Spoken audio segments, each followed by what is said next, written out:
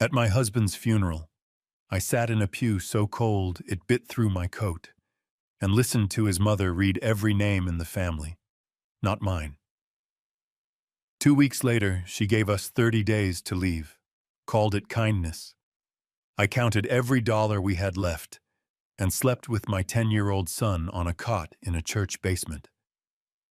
Then a letter came from the only person in that family who was ever kind to me. She left me 585 acres nobody wanted to talk about, and under the hearthstone, 3 words in her handwriting: "Not mine to give." The night it all made sense. Someone burned my cabin down to bury the reason with it.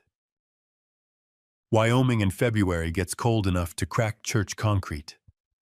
Renata Ashford had noticed the hairline fractures in the front steps on her way in, the kind that spread a little further every winter, until someone finally had to pour a new slab. Nobody ever got around to it. She understood that feeling better than she wanted to. She sat in the front pew with Eli pressed against her side, his hand small and cold inside hers. She hadn't slept more than 2 hours a night since the call from the hospital, and her fingers felt it. Stiff, slow to close around anything, like they belonged to someone older than 40. The organ had stopped. The room had gone quiet in that specific way a room goes quiet when everyone is waiting for someone else to speak first. Diane stood. She was good at this.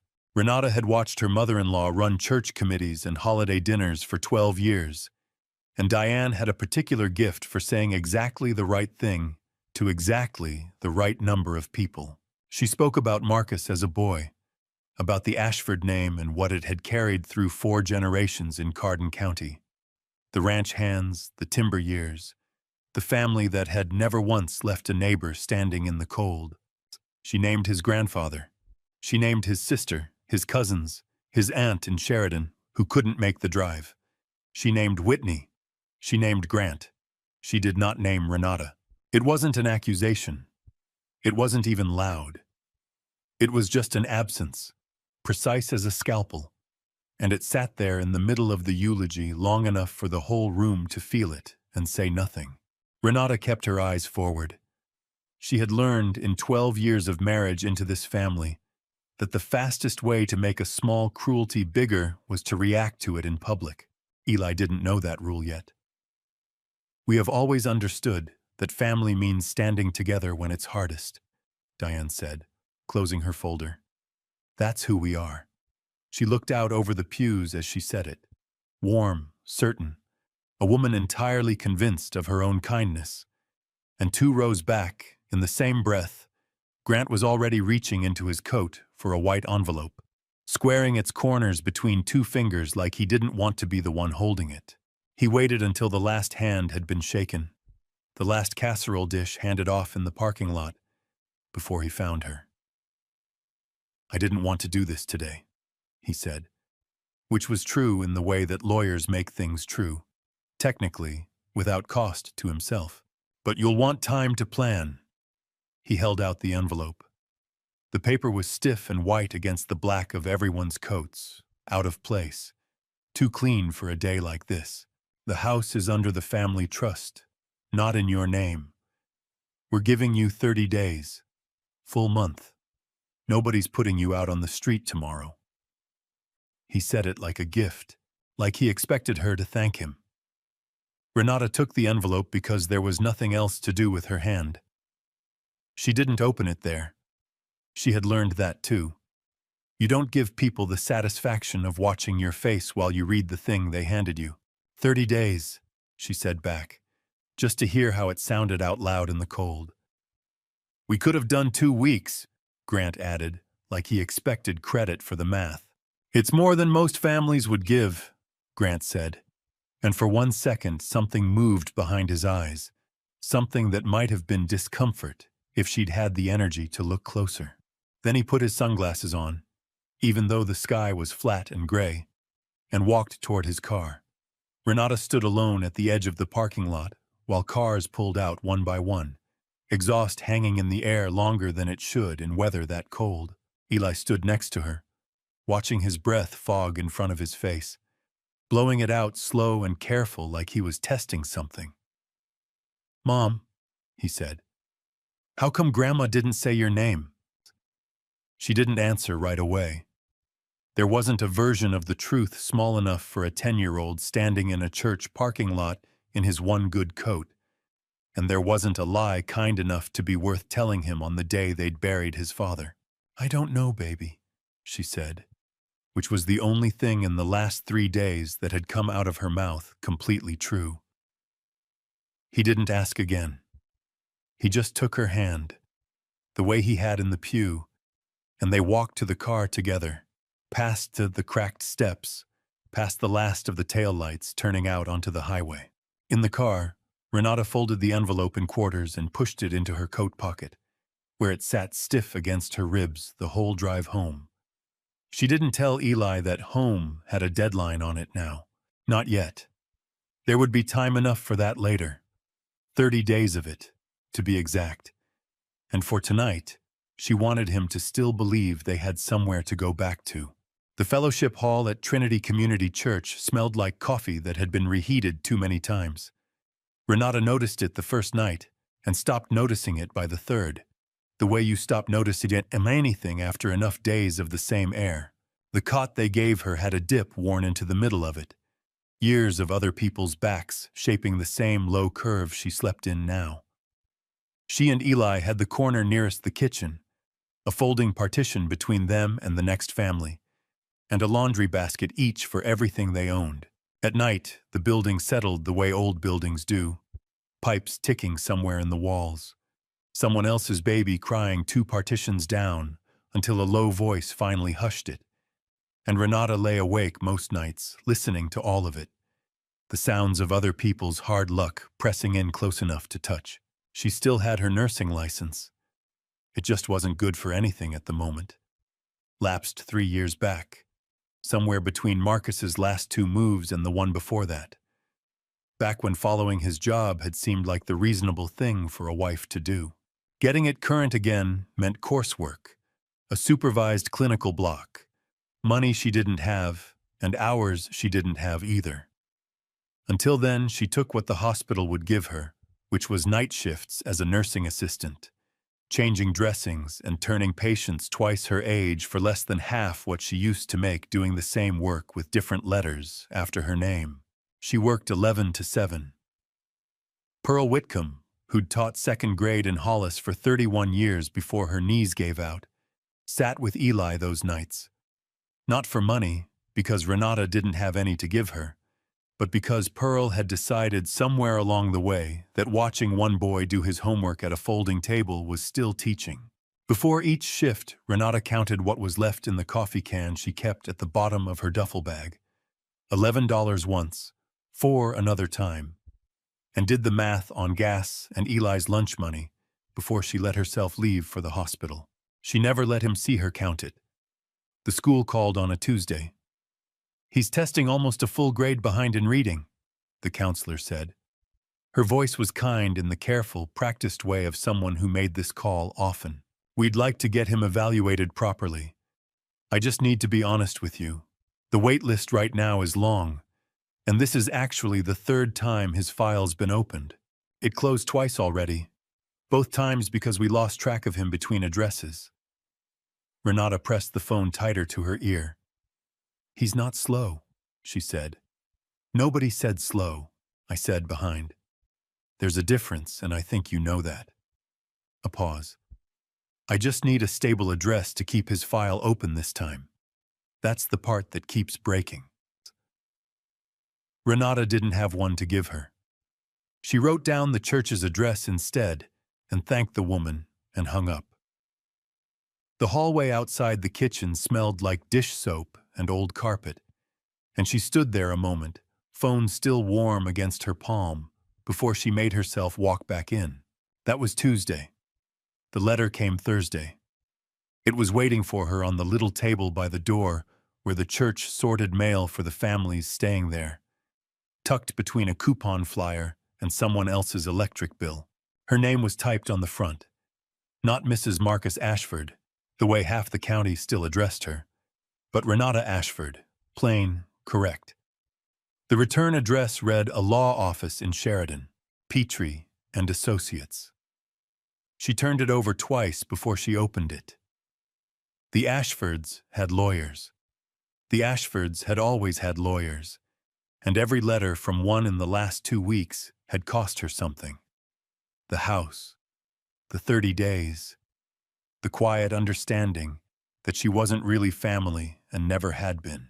She sat down on the edge of her cot with the envelope in her lap and thought about not opening it at all. Thought about what else they could possibly still want to take. Eli was at the folding table across the room, hunched low over his workbook because the table was built for grown men's Bible study, not for a 10-year-old's back. He didn't look up. Pearl sat beside him, patient, tracing a finger under each line as he read it out loud, sounding out the words one slow syllable at a time. Renata slit the envelope open with her thumbnail. Inside was a single folded letter. She read the first line twice before it settled, regarding the estate of Cora Ashford, and had to stop there a moment, because the name Grant had never once mentioned, the name Diane had never once mentioned, was sitting right there in black type in her lap. The lawyer's name meant nothing to her, but the name under it did. Marlene Petrie had the kind of slow, careful voice that belonged to someone who'd spent a long time being trusted with things she wasn't supposed to say out loud. Her office sat above a hardware store on Main Street in Hollis. One room, a window unit rattling in the corner even though it wasn't warm enough yet to need one. Cora set this up in 2019, she said, sliding a folder across the desk. A living trust, 585 acres out past Cardin County, a cabin on it, mineral rights included. She named you. She paused, folding her hands. There was a condition attached. I wasn't to contact you unless I had reason to believe the family was treating you poorly. She was very specific about that word, poorly. Renata looked down at the folder without touching it yet. She'd never even met me, she said. Not more than twice. She knew enough. Marlene reached into a drawer and set a second envelope on top of the folder. Older, the paper gone soft at the corners, sealed with a dab of wax that had cracked down the middle sometime in the last 6 years. This is for you.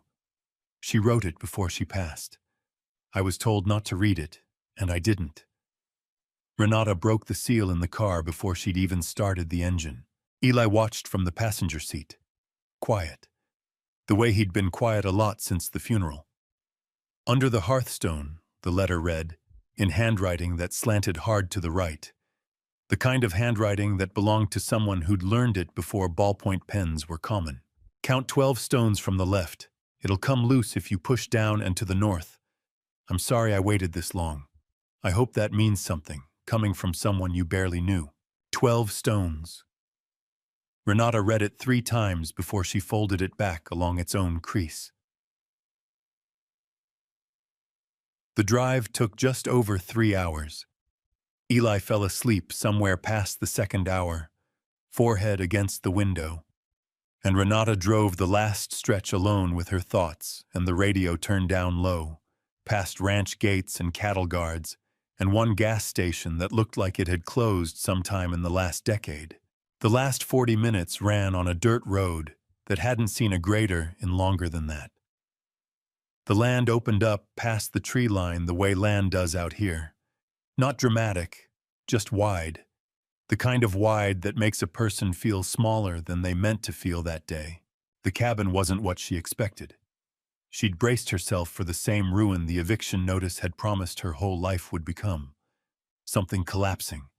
Something the county would eventually condemn. Instead, she found a low log structure with a newish tin roof, the chinking between the logs recently redone, a wood stack under the eave stacked with more care than anything Renata had owned in years. Somebody had been keeping this place alive, quietly, for a long time. A rocking chair sat on the porch, weathered gray but still square on its runners. A folded quilt draped over one arm like whoever last sat there meant to come back. The chimney showed old smoke stains low around the flue, Years of small fires kept just warm enough to keep the pipes from freezing. Nobody paid a caretaker to do work like that. Somebody had driven out here themselves, on purpose, more than once a year, for longer than Renata had been alive to know about it. "Is this ours?" Eli asked, standing in the doorway. "I think so," Renata said, and didn't know how else to answer him. Inside, dust hung in the light coming through the one clean window, moving slow the way dust does when nothing's disturbed it in a while. A stone fireplace took up most of the far wall, wide fieldstone mortared by hand. Renata knelt in front of it, running her fingers along the hearthstones until she found the seam. She counted from the left. 1, 2, 3. Eli crouched beside her now, counting under his breath along with her, his voice small and serious in the quiet. 6, 7, 8, until they reached 12, and she pressed down and north the way the letter said. The stone gave with a low grinding sound, like it hadn't moved in years and resented being asked to now. Underneath, wrapped in oilcloth gone stiff with age, sat a steel box. Renata's hands weren't steady when she lifted it out. She set it on the floorboards and worked the latch loose. No lock, just rust, and opened the lid. There was a geological survey on top, dated 2016, the kind of report that costs real money to commission and doesn't get commissioned by accident. Beneath it, a folder of land records going back decades, the paper yellowed at the edges, and beneath that, a single sheet, folded in thirds, addressed in different handwriting than Cora's. Heavier, less careful, a man's hand. "Walton," the first line read, ink pressed hard enough to dent the page. This wasn't a letter Cora had written. It was one she'd kept. "Walton," the first line read. A man's hand. Heavier than Cora's. Ink pressed hard enough to dent the page. This wasn't a letter Cora had written. It was one she'd kept. She read it there on the floor of the cabin, Eli quiet beside her, not asking questions for once, just watching his mother's face. "Cora, if you're reading this, I finally told you, or I never did, and you found it anyway, which is more like me. In 1962, my father had a man declared unfit to manage his own affairs. There was no doctor's report. There was no hearing worth the name. The court appointed a guardian of the estate, a man my father paid, and that guardian sold us 400 acres for less than a tenth of what it was worth. The family who lost it was named Two Feathers. I have spent 40 years telling myself I was a boy when it happened and had no part in it. That was never true. I kept the land. I kept the silence. Both were mine to keep, and I kept them anyway." The signature at the bottom was barely legible, the pen dragging like his hand had been shaking when he wrote it, but the line just above it was clear enough to read twice. "This land was never mine to give." Renata sat back against the cold stone of the hearth and read it a third time, then a fourth, the paper trembling slightly between her fingers. Not from the cold this time. Eli didn't ask what it said. He just moved closer, the way kids do when they don't have the words for what they're picking up on, and put his head against her shoulder. And the two of them sat there a long while in the dust and the thin afternoon light, neither one saying anything at all. Grant's car didn't belong on that road. The tires were too clean for a dirt track that hadn't seen a grader in years, and the whole vehicle sat too high and too polished against the mud, like it had been driven straight from a dealership showroom into the middle of nowhere. Renata heard the engine before she saw it, coming up slow past the tree line while she was still sweeping the front room floor, the broom in her hand suddenly feeling less like housework and more like something to hold on to. He didn't call first. He never had. "Didn't want to bother you with a phone call," he said, stepping out, already smiling the smile he used at family dinners, the one that fit his face a little too evenly to be doing any real work. "Figured I'd swing by, see how you're settling in." Renata stayed in the doorway. "You drove 3 hours to see how I'm settling in." I had business out this way.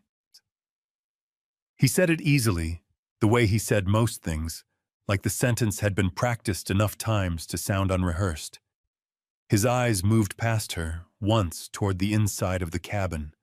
Not curious, not lingering, just checking. The way you'd glance at a room to confirm it was empty rather than to see what was in it. He never asked what the place looked like inside. He never asked what she'd found. He set a leather folder on the porch rail between them. I want to help you with this, he said. Genuinely. I know the last few weeks have been a lot. Land like this, out here, it comes with complications most people aren't equipped to handle alone. Taxes, access rights, mineral rights. He said it like it was nothing, like the words had always belonged in that sentence, and it took Renata a half-second longer than it should have to understand what she'd just heard. Mineral rights. She hadn't told him about the survey. She hadn't told anyone.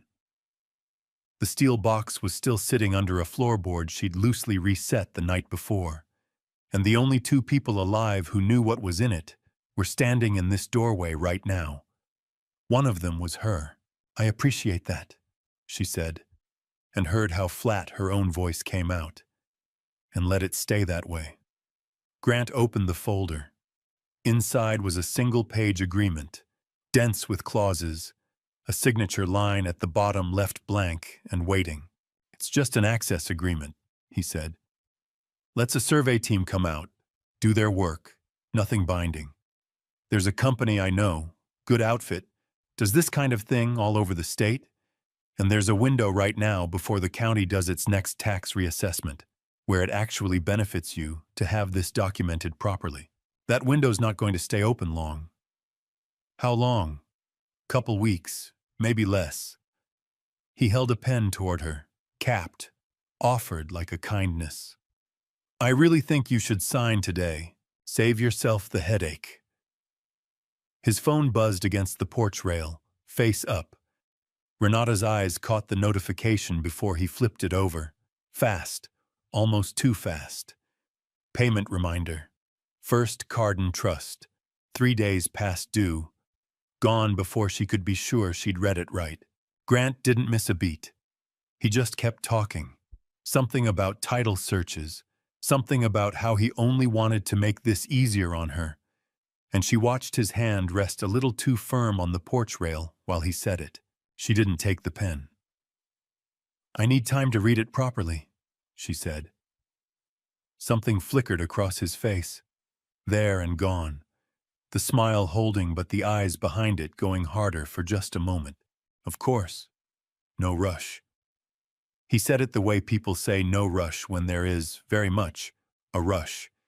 And he tucked the folder back under his arm instead of leaving it with her, which struck her as strange, if he really wanted her to read it. I'll have my office send a copy, he added, already moving toward the car. He paused at the driver's door, one hand on the frame, and looked back at the cabin. The whole cabin. For the first time since he'd arrived, taking it in the way a man takes in something he's trying to price. Then he got in and drove off, careful over the ruts, the clean tires already picking up mud they wouldn't have back in town. Renata stood on the porch a long while after the sound of the engine faded. He'd never once asked what she found inside. That was the part that sat wrong the longest. Not the folder, not the deadline he'd invented, not even the phrase he shouldn't have known. A man who thought this cabin held nothing but an old woman's junk didn't come out here twice in 2 days with paperwork already drawn up. A man who thought there was nothing to find didn't need to know what she'd found. She went inside and dug a spiral notebook out of Eli's school supplies, the cheap kind from the drugstore, and sat down at the little table by the window. At the top of the first page, she wrote the date. Below it, she wrote the 2 words that had been sitting wrong in her chest since he'd said them on the porch. Mineral rights. She underlined it once, and did not sign anything that day. Whitney got through 6 sentences before she hung up. Don't sign anything, she said. No hello, her voice pitched low like she was standing somewhere she didn't want to be overheard. I mean it, Renata. Something's wrong with that land. Something nobody in this family talks about. And I don't— A pause. A door somewhere behind her. A breath held too long. I have to go. The line went dead before Renata could ask a single question back. She sat with the phone in her hand for a long minute after, the dial tone gone silent, Eli asleep on the cot across the fellowship hall, something nobody in this family talks about. She thought of Grant's phone flipping face down on the porch rail.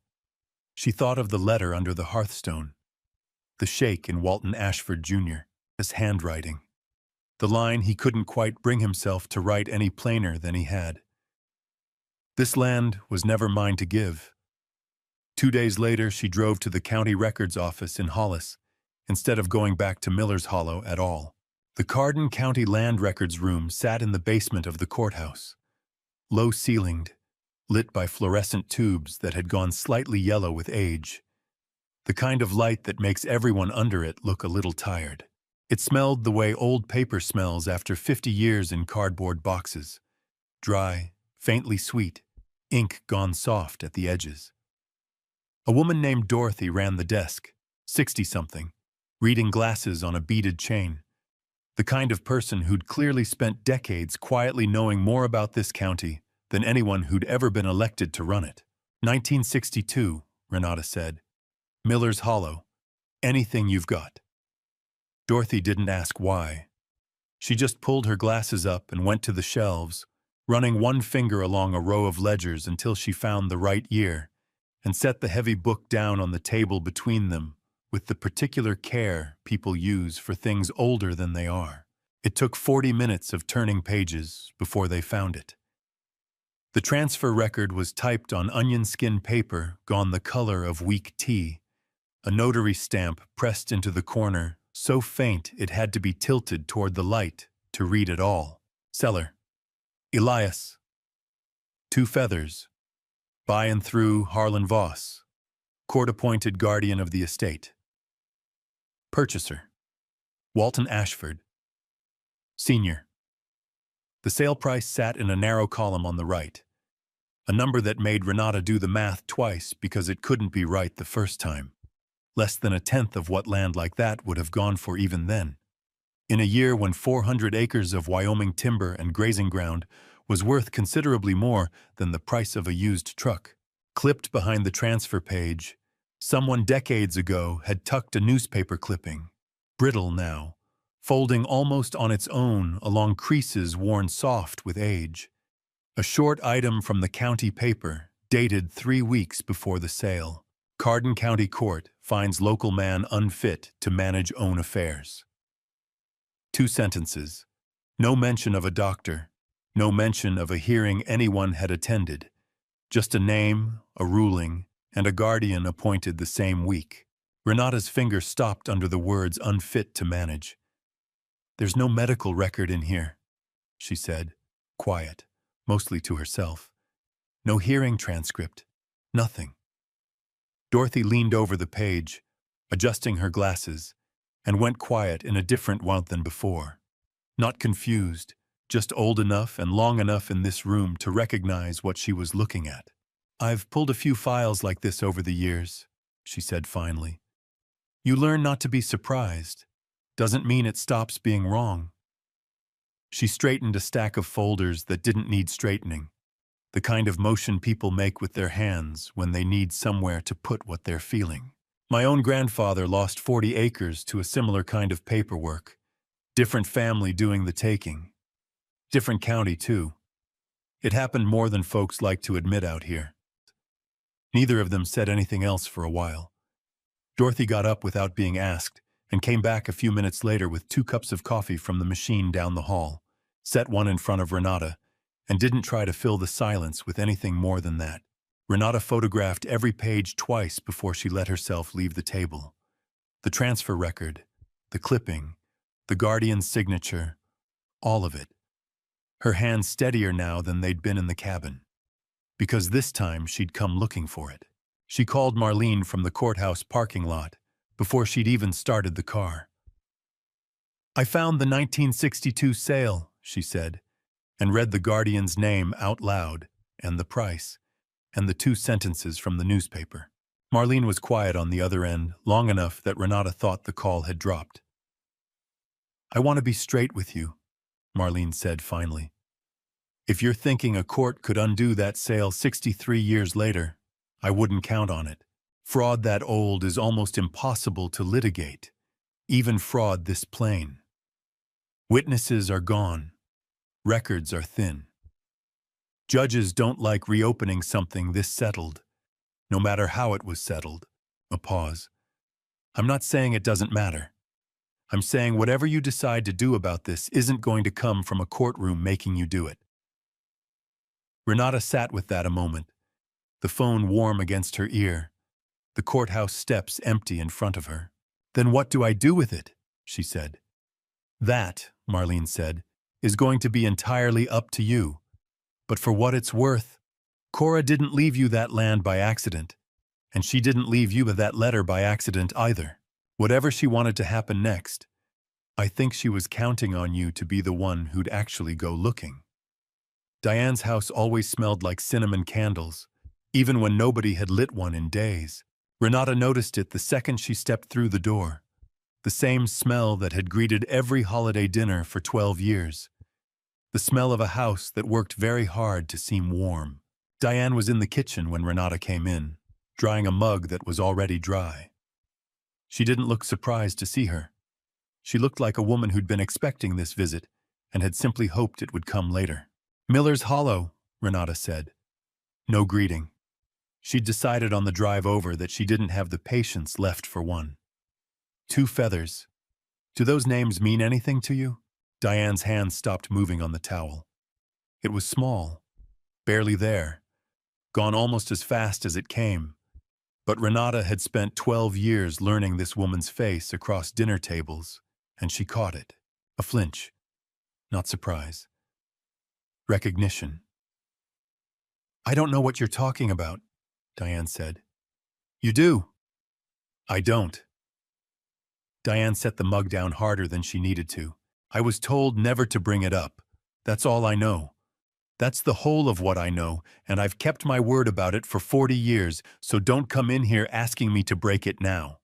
Someone in this family stole 400 acres from a man who had no way to fight back, Renata said. Short sentences. She kept them short on purpose, felt the shortness holding her together. There's a court record with his name on it. There's a newspaper clipping with no doctor's report behind it. And Grant showed up at that cabin one day after I found the survey, already knowing what was under the ground. Grant already knew, Diane. The room went quiet. Diane's hand had drifted to the front of her sweater, gripping a fold of it the way people grip something to keep their hands from shaking. You think I had any say in what that family did before I married into it, Diane said. And her voice had changed. Not softer exactly, but older, like something underneath the usual polish had cracked loose. You think I've had a say in anything, ever, in this family? She laughed, short, with no humor in it at all. I came into this house 40 years ago, a girl from Gillette with a high school diploma and a waitressing job, and Walton's mother spent the first 3 years proving it to me. Different plates at Christmas. My name left off the family calendar. Small things nobody could ever prove was on purpose. She wasn't going to let me forget I wasn't really an Ashford. Wouldn't be. Not really. Not ever. Her grip tightened on the sweater. You want to know how I became one? I learned when to be quiet. That's the whole secret, Renata. That's the entire inheritance this family hands down. Not land. Silence. You learn where the edges are and you stop stepping on them. And eventually they let you sit at the table like you belong there. Renata stood very still. So when I read your name off that eulogy, Diane went on, quieter now, when I left it out, that wasn't cruelty. Or it was, I suppose, but not the kind you think. I was doing the only thing I know how to do in this family, which is keep the peace by keeping quiet. And God help me. I did it to you the same way it was done to me, because I never once stopped to ask if the lesson was worth passing on. It wasn't an apology. Diane hadn't said I'm sorry, hadn't asked to be forgiven for any of it. Not the funeral, not the 30 days, not 4 decades of silence stacked on top of each other like fieldstone. What she'd given instead was something closer to an explanation, offered the way people offer the truth when they've been carrying it too long to keep carrying it alone. I don't know what happened to that land, Diane said, and her voice shook properly now, for the first time since Renata had walked in.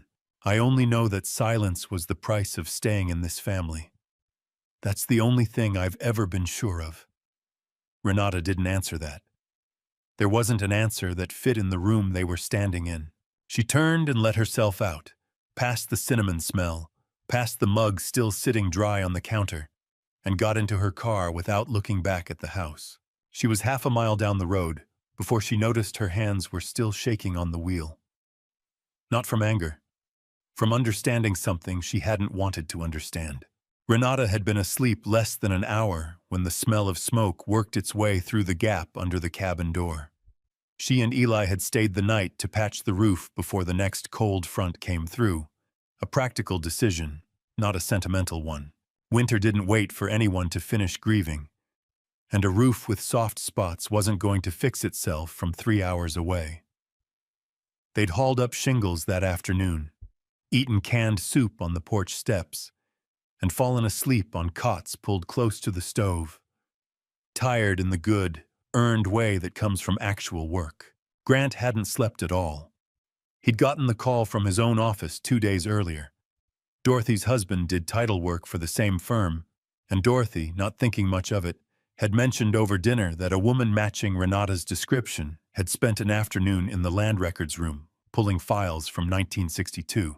It had traveled from there in less than a day, the way small-town information always does, landing on Grant's desk like a stone dropped down a well. He had 4 days left on the option window with Continental Summit Minerals, 4 days before the deal collapsed, before the advance he'd already borrowed against came due, before First Cardin Trust stopped sending reminders and started sending someone to his door. He told himself he only wanted to see what she'd found.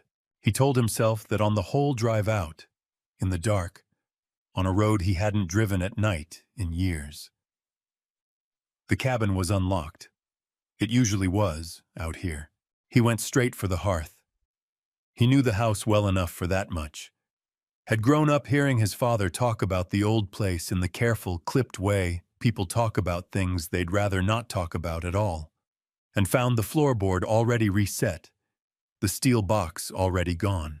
He tore through drawers instead. A filing box Renata had left on the table. Anything that might still be in the cabin. His hands weren't steady. He'd told himself this would be quick. The oil lamp on the shelf went over when his elbow caught it, and he didn't notice right away, too busy with the drawer in front of him.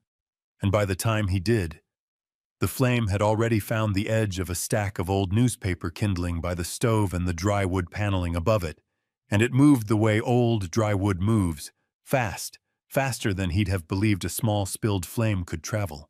He didn't call for help. He got out. Renata woke to the smell first, sharp and wrong, in a way sleep couldn't argue with. Then the sound, a low crackling, wood popping somewhere close, closer than it should be.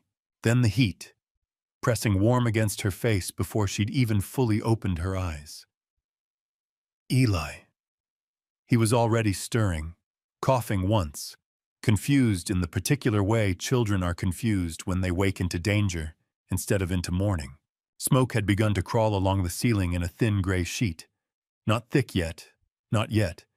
And Renata was up and moving before she'd finished thinking, hauling him off the cot by the arm. "Shoes," she said. "Get your shoes." He couldn't find them. It was such a small thing to become the whole world for 10 seconds. But it did. Eli on his knees by the cot, patting blind at the floor in the dark and the smoke.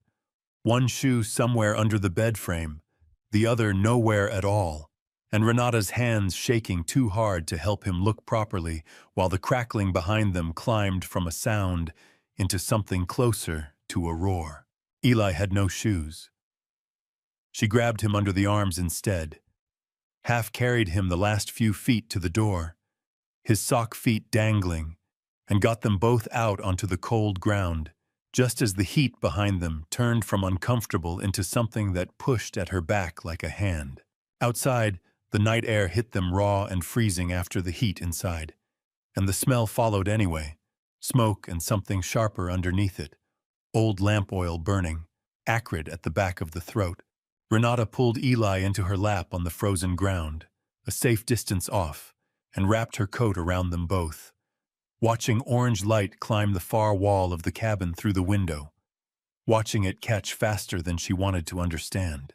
Eli was shaking against her, not crying, past crying, his whole small body trembling the way people shake when the fear runs deeper than the moment causing it. "Are we going to have to run again?" he asked. It wasn't really a question about the fire. Renata had heard this question before.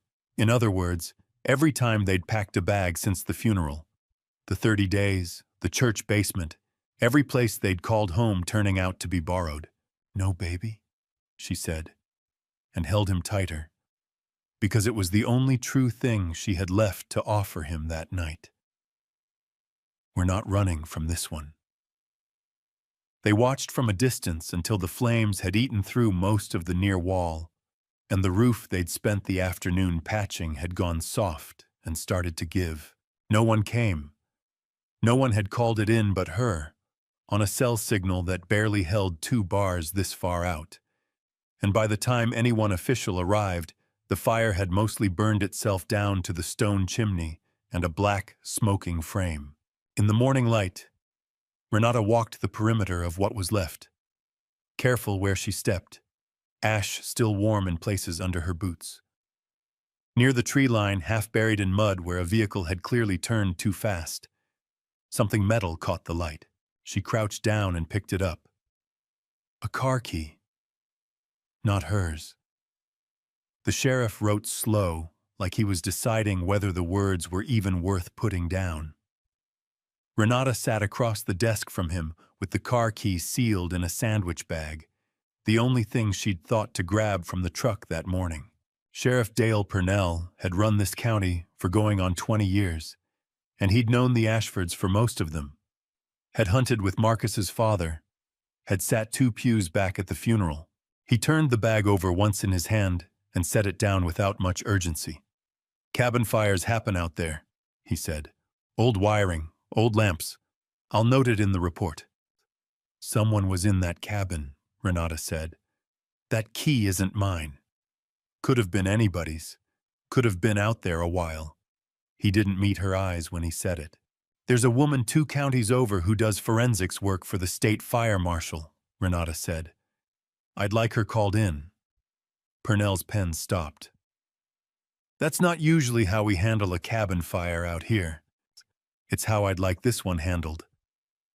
He didn't answer that directly, just wrote something down slower than before. This report, she could already tell, was going to move exactly as fast as he decided it should, and no faster. She left his office with a case number and very little else. She called Whitney from the parking lot.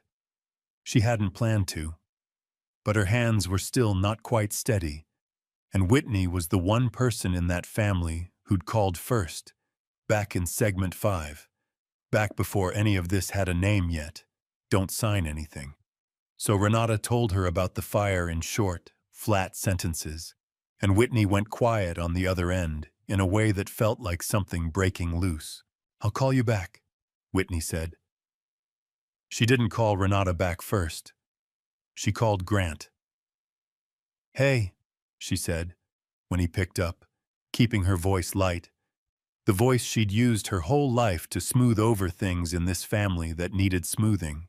"You doing okay? I heard about the fire out at the old place. God, that's awful." Were you anywhere near there?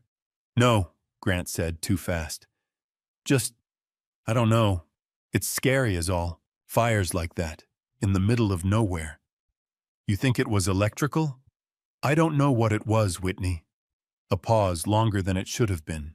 I was actually out that way earlier this week. Property stuff. I didn't see anything wrong with the place then. Earlier this week, like, before it happened? I don't know when it happened, Grant said, sharper now, catching himself a half-second too late. I heard about it same as you did. Right, Whitney said. Of course. She let the call end soft, the way it started, and sat in her car afterward with her phone in her lap and the recording still open on the screen. 26 seconds of audio that hadn't been meant for anyone but her. Wyoming only needed one person's consent to record a call. She'd been the one on the line. It was hers to keep. She drove to the church that same evening and found Renata in the fellowship hall, Eli asleep already, Pearl gone home for the night. Whitney had never once been to this room before, and she stood in the doorway a moment too long, taking it in. The cots, the partition, the smell of reheated coffee, before she sat down across from Renata at the folding table. She didn't say hello. She set her phone down between them, screen still lit.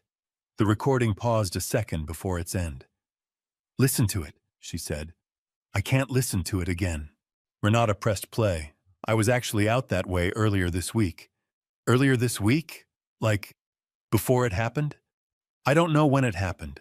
I heard about it same as you did. 26 seconds. Renata played it twice, the second time slower in her own head than the recording actually ran, catching the half-second gap before Grant's no. The way his voice tightened on I don't know what it was, like a man choosing each word instead of just saying it. Neither of them spoke when it ended. I've spent my whole life not asking questions in that family, Whitney said finally, her voice lower than Renata had ever heard it. I watched what happened to you at the funeral, and I didn't say a word. I heard you got 30 days, and I didn't say a word. I've been quiet my entire life because quiet is what keeps a seat at that table. Her hands were shaking, just slightly, when she pushed the phone another inch toward Renata. I can't do it anymore. I can't pretend I don't know anything else. Renata didn't answer right away. There wasn't a version of thank you that felt big enough for what had just been handed across the table, and she'd learned in 3 weeks not to reach for words that didn't fit. Pearl had left a pot of tea warming on the hot plate by the kitchen. Renata poured 2 cups without asking, and they sat there a long while after, neither one drinking, both cups going cold. Nothing in the room but the tick of the wall clock and the low hum of the church's old furnace kicking on somewhere below them. Before Whitney left, Renata called Marlene, who gave her one more name, a legal aid office out of Sheridan, one that handled land claims for tribal families across 3 counties, an organization Marlene had worked with more than once over the years. Ask for a woman named Delia Rourke, Marlene said. Tell her Marlene Petrie sent you. And Renata, there's someone else you should probably meet before any of this goes further. A woman named Ruth. Ruth Two Feathers. Ruth Two Feathers' library was smaller than Diane's living room, but it was full floor to ceiling. Shelves packed 2 books deep in places. Cardboard boxes of donations stacked in the one open corner, waiting their turn. It had clearly outgrown its walls years ago and just kept going anyway. Renata brought Eli. She thought about leaving him with Pearl, about sparing him whatever this conversation turned out to be, and then decided against it somewhere on the drive over. He was old enough to understand that a family could do something wrong 60 years ago and still owe something for it now. He deserved to be there for that, the same way he'd been there for the letter under the hearthstone. Ruth was behind the front desk when they came in, 74 and unhurried, sorting a stack of returned paperbacks with more care than most people bothered giving anything these days. She looked up once, took in the 2 of them standing in her doorway, and went back to sorting. You're in Ashford, she said. Not a question. By marriage, Renata said. Not by blood. Doesn't much matter which out here. Ruth set the last book down. I've had two of you come through in the last 20 years. One wanted to write a book about it. Other one wanted a photograph for a company newsletter. Something about honoring the land's history. She said honoring like the word had gone sour in her mouth a long time ago. Neither one ever came back. Renata didn't argue with that. She set the folder on the desk instead. The transfer record, the newspaper clipping, all of it copied clean, and slid it across without any speech prepared to go with it. I don't know what the right thing to do here is, she said. I only knew you should be the first person to see this, before anybody else decides that for you. Ruth looked at the folder a long moment before she opened it. Eli had drifted off toward the shelves, quiet, running one finger along a row of spines the way he did in every library, not reading the titles so much as touching them, the way he did with books he wasn't sure yet he could get through. Ruth's eyes followed him there for a second before she came back to the papers in front of her. Elias Two Feathers, she read out loud, slow, like she was testing whether the name still sounded the same coming from someone else's mouth. That's my grandfather. She turned the page, found the sale price, and didn't say anything at all for a moment. Then she started talking, and her voice changed. Slower now, longer sentences, the particular cadence of a story that had been told the same way so many times it had worn smooth edges into itself. The way water shapes stone over years instead of all at once. My grandfather tried to fight it, she said. 1963. Filed a petition with the county court himself, walked in with what papers he had, and asked to be heard. She reached up without seeming to notice she was doing it, and touched the frame of a black and white photograph hanging behind the desk. A man in his 40s, unsmiling in the way old photographs made everyone unsmiling, standing in front of a stand of pine that could have been anywhere in this county. Court told him he didn't have a valid representative to file on his own behalf. Man they'd appointed to represent him, Voss, his name was still listed as his guardian on paper. Same man who'd sold the land out from under him in the first place. My grandfather couldn't even ask for it back without going through the very man who took it. She let that sit in the room a moment. He tried twice more before he died. 1971, then again in 78. Both times, same answer, more or less. Not enough standing, not enough proof. Too much time gone by. Each time cost him something to try. Money he didn't have to spare. Days off work he couldn't afford to lose. My grandmother used to say he came home from the courthouse each time a little smaller than he'd left. Not defeated exactly, just smaller. Ruth's thumb moved once across the edge of the folder, not opening it further, just resting there. My father tried once in the 80s. Got a lawyer in Casper to look at it for an afternoon, before the lawyer told him it wasn't worth pursuing. I tried myself, 20 years back, when there was some talk about a mining company sniffing around the old boundary lines. Same story every time. Old case. No living witnesses. Move on. There's gold under it, Renata said quietly. A survey confirmed it in 2016. Men have been finding color in these hills since the 1860s. There's an old placer claim not 4 miles from here that never paid out. Nobody ever dug in the right spot. Your grandfather's land turned out to be the right spot. Ruth didn't react to the number the way Renata had half expected her to.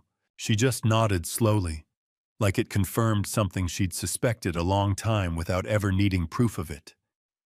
Figures, she said. Man works his whole life on a piece of ground, and it takes someone finding gold under it before anybody with power decides it was worth stealing properly. She went quiet after that.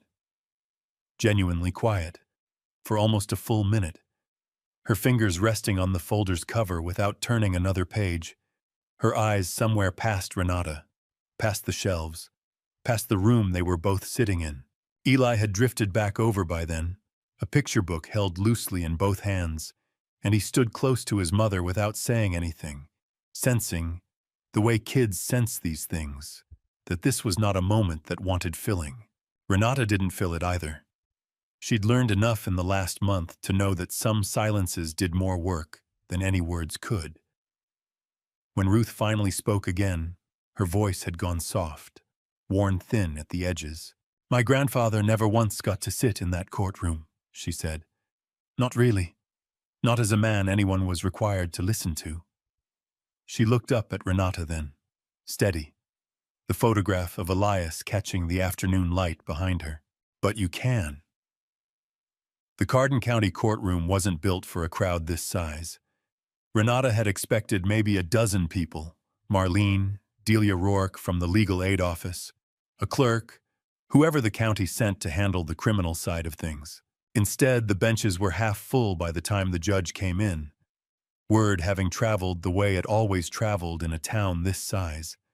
And Renata recognized more faces than she wanted to, from 12 years of holiday dinners and church socials she'd sat through as an outsider looking in. The hearing had two parts, and Delia had explained both to her carefully beforehand, so there'd be no surprises.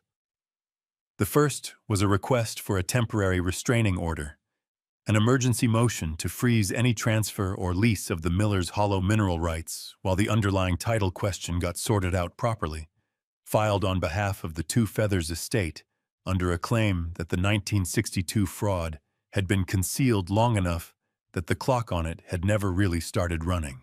Nobody in that courtroom expected the judge to settle 63 years of history in a single afternoon, and nobody asked him to.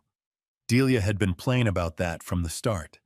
This hearing could freeze what happened next, not undo what had already happened. That distinction mattered enough that she'd repeated it to Renata twice before they'd even walked in. The second part was narrower and sharper: the break-in at the cabin, the fire that followed, and what exactly Grant Ashford had known before either one happened. When it was Renata's turn to speak, her attorney had a plan built around defending her claim to the land. Renata set the plan aside before she'd even reached the stand. "I'm not here to fight the Two Feathers family's petition," she told the judge, and heard her own attorney's pen stop moving beside her. "I hold clear legal title to that land. Nobody's disputing that today. But I think the court should have every piece of what I found, not just the parts that happened to help my side." She laid out the transfer record, the guardian's name, the newspaper clipping, same as she'd laid them out for Ruth 2 weeks before, not as ammunition, just as fact, offered plainly to whoever was in a position to weigh it properly. The county attorney called Grant to answer for the fire. He held together for the first several questions, composed, precise, the same voice he used at family dinners. It came apart on the phone records.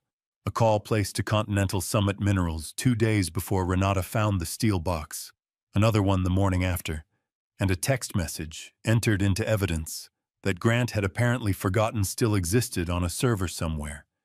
She found something out there. Need to move faster than planned. "You knew what was on that land before Mrs. Ashford ever mentioned a survey," the county attorney said.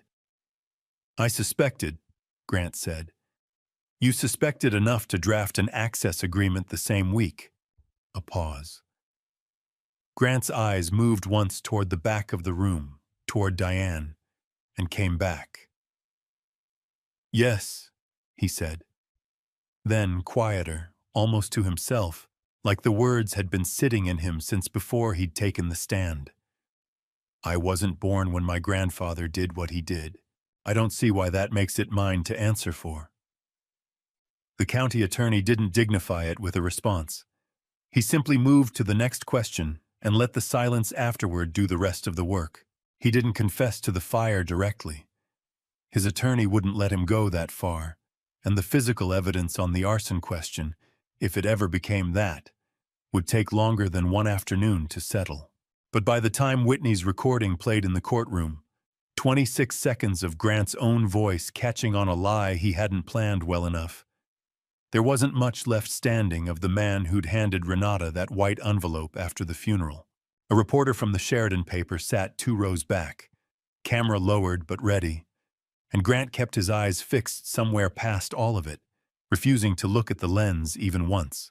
Diane sat further back still, in the last row, her purse gripped in both hands the whole hearing, knuckles pale against the leather. Renata watched her from the stand, while the clerk read the 1962 transfer record into the official file, the guardian's name, the sale price, the newspaper clipping about a man declared unfit with no doctor's report behind it. Diane had heard pieces of this from Renata already, weeks earlier, in her own kitchen. But hearing it read aloud in a courtroom, entered permanently into a public record with her family's name attached, was a different thing entirely. And Renata watched something in her mother-in-law's face go very still and very old, while the clerk's voice moved through it. By the end of the day, Continental Summit Minerals had withdrawn from its agreement with Grant entirely. Their own attorney stood up mid-afternoon to say as much, careful and brief, before Delia had even finished her closing points. The company would be willing to discuss terms directly with Mrs. Ashford, he said, once matters here were fully resolved. Nothing about Miller's Hollow's ownership had actually changed that day. The title question would take longer, Delia had warned her. Months, maybe longer. A real process instead of a single afternoon's verdict. But the deal Grant had been racing against a 4-day window to close was gone, and gone for good. In the hallway afterward, Renata found herself face to face with Diane by accident, both of them heading for the same set of doors. Neither one spoke. Diane looked at her for a moment, not with anger, not with an apology either. Just a long, tired look that carried more in it than either of them could have said out loud in a courthouse hallway, and gave a small nod, barely a movement at all. Renata nodded back. That was the whole exchange.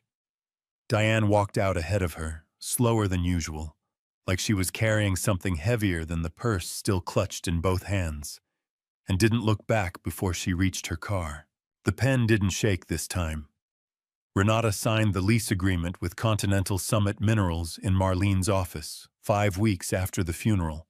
A long-term royalty deal instead of the outright sale Grant had once pushed so hard for. The land stayed hers. The ground stayed hers.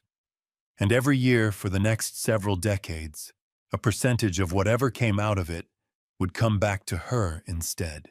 Marlene watched her sign it and didn't say much. Just slid the next document across the desk once the first was done. That second document was the one that made Marlene set down her own pen and actually look up. "You want to what?" she said. "Set aside a fixed share," Renata said. "Every year, for as long as the lease runs. Not a settlement, not a one-time number somebody can write a check for and call finished." She'd thought about the wording carefully, the same way she'd thought about some things since the letter under the hearthstone. A trust, ongoing, in Cora's name. Marlene studied her for a moment. "Nobody's requiring you to do this. The hearing didn't order it. There's no lien, no judgment, nothing on paper that says you owe the Two Feathers estate a single dollar." She set her pen down fully this time. "I've also seen people regret giving away too much too fast, before they've had time to sit with a decision this size. I'd be doing you a disservice if I didn't say that plainly." "I know nobody's requiring it," Renata said. "That's not why I'm doing it." She said the same thing again 3 days later, almost word for word, standing in Delia Rourke's office while they worked out the trust's actual terms. A fixed annual percentage, paid out for the life of the lease, administered jointly so no single Ashford, including her, ever had sole say over where it went. "This isn't happening because a court made me do it," she told Delia. "It's happening because nobody ever should have had to ask." The rest of the money she split 2 ways. A community clinic in Hollis, small, the kind of place that could see patients on a sliding scale and wouldn't turn anyone away for not having insurance. Her name would be on the paperwork, but she'd hired someone else to run it. Because what she actually wanted was to work the floor herself once her license came back current, seeing patients instead of managing them, and a reading program, free, open to any kid in the county whose file kept getting lost between addresses the way Eli's had, staffed in part by retired teachers like Pearl, who'd cried a little when Renata asked her to help build it. Renata had sat with Pearl one evening going over what it should actually look like. Small groups, no wait list, no file that could close itself just because a family moved twice in 1 year. And Pearl had said more than once that she wished something like it had existed 30 years ago, for kids she still thought about. Before any of it went to the county paper, before Marlene drafted a single press release, Renata called Ruth. "I wanted you to hear it from me," she said. "Not from a newspaper, not from anybody else." She explained it plainly. The trust, the annual share, the fact that it wasn't a payout meant to close the books on anything. Just money that would keep coming, year after year, for as long as gold came out of that ground. Ruth didn't say much while she listened. Renata could hear a page turning somewhere in the background, the quiet rustle of the library going about its ordinary afternoon around her. When Ruth finally spoke, her voice had gone thin in a way Renata hadn't heard from her before. "He tried 3 times, Ruth said. 1963, 71, 78. Nobody in a position of any power ever once sat down and actually listened to what my grandfather had to say." A long pause. "I suppose it took someone marrying into that family to finally get it heard." "You don't need to thank me," Renata said. "It should have never taken this long." "I'm not thanking you," Ruth said. "I'm telling you what it means, so you understand what you just did." Renata stood by the window afterward for a long while. The call ended. The community center blueprints still spread out across the kitchen table where she'd left them. The clinic's front room roughed out in pencil. The reading corner sketched in beside it with a child's height table nobody would ever have to hunch over again. Eli sat across the room doing his homework, and when she looked over, he was watching her instead of his book. Something steady and unguarded in his face that she hadn't seen since before the funeral. She didn't say anything to him about it. She just took a breath, long and even, and let it out slow, and went back to the table to keep working. The new wooden gate still smelled like paint when Ruth rested her hand against it. It was June by then, warm enough that the mud roads out to Miller's Hollow had finally dried hard. Warm enough for the kind of afternoon that made the whole valley look different than it had in February. Green instead of gray, the pines full instead of bare against the sky. The clinic had opened in Hollis 2 weeks earlier. Quiet. No ribbon cutting. Just a hand-lettered sign in the window, and a line of people the first morning that told Renata everything she needed to know about whether the town needed it. Today was for the other half of what she'd built. The reading garden going up beside Ruth's library, a little covered space with low tables and a shelf of new books, built on land Ruth had offered without being asked. The 2 projects carrying one name between them stitched into a single wooden plaque by the door. Cora and Elias, a woman who'd kept a secret too long, and a man who'd never gotten the hearing he asked for, sharing a piece of wood above a door that was never locked. Ruth stood at the gate to Miller's Hollow itself, where the old padlock used to hang before any of this started, back when a locked chain and a no trespassing sign had been the only things marking this ground as anyone's at all. There was no lock on it now. There hadn't needed to be one in months. Past the gate, a handful of kids ran loose through the field toward the new garden, laughing at nothing in particular, the way kids do when the weather finally turns. Eli somewhere in the middle of them, faster than Renata remembered him being back in February, lighter on his feet in a way that had nothing to do with his shoes. He peeled off from the pack before he reached the garden and jogged back toward her, breathless, holding out a paperback he'd pulled from the reading corner's new shelf. "Listen," he said, and read her the first page out loud, slow but steady, no finger under the words this time, no one sitting beside him to help him through it. He stumbled twice, He kept going both times without looking up to see if she'd noticed. When he finished the page, he looked up anyway, waiting. "Good," Renata said, and meant it more than the word usually carried. He grinned, shoved the book back under his arm, and ran off again toward the others, already halfway to forgetting he'd stopped at all. Renata stood back a ways, at the edge of it all, watching rather than at the center of it. That felt right to her, though she couldn't have said exactly why. This part of the day belonged to Ruth, to the kids running through the field, to a piece of ground that had finally stopped being a secret. Renata didn't need to be standing at the middle of the photograph for it to mean what it meant. In her hand, folded once, was a birthday card that had arrived in the mail 3 days earlier. Eli's birthday. The way it had come every year since the hearing. No note inside, no signature, just a card with a cartoon dog on the front and a $20 bill tucked in the fold. She knew Diane's handwriting well enough by now to recognize it on the envelope, even without a name attached. There had been no phone call to go with it, no visit, no conversation that might have made the gesture into something either of them could talk about directly. Renata had stopped waiting for that conversation to come. Standing there with the card still in her hand, she let herself accept that it might never come, that some things stayed unfinished not because nobody had tried hard enough, but because certain doors take longer to open than a single season allows, and some might not open at all. She'd made her peace with that in a way that didn't feel like defeat. It felt more like room left over, the kind you leave in a house for someone who might, one day, decide to walk back through it. Ruth's hand moved slowly across the gate's fresh wood, tracing the 2 names carved into the crossbeam above the latch. Miller's Hollow, E, 2 feathers, and C. Ashford. He'd have liked this part, Ruth said, mostly to herself, watching the kids scatter toward the garden, not the money. This part. Renata didn't answer.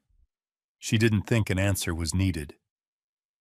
The afternoon light came down slow and gold across the field, the way it does in June out here, and the kids' voices carried on the breeze all the way back to the gate, and for a while neither woman said anything else at all, just stood there together, one at the gate and one a little further back, watching something get to up going that was never supposed to get the chance. Not every door needs to close for a story to be whole. Has anyone in your family ever chosen silence to keep the peace? And have you ever wondered what that silence really cost? Let us know in the comments where you're watching from.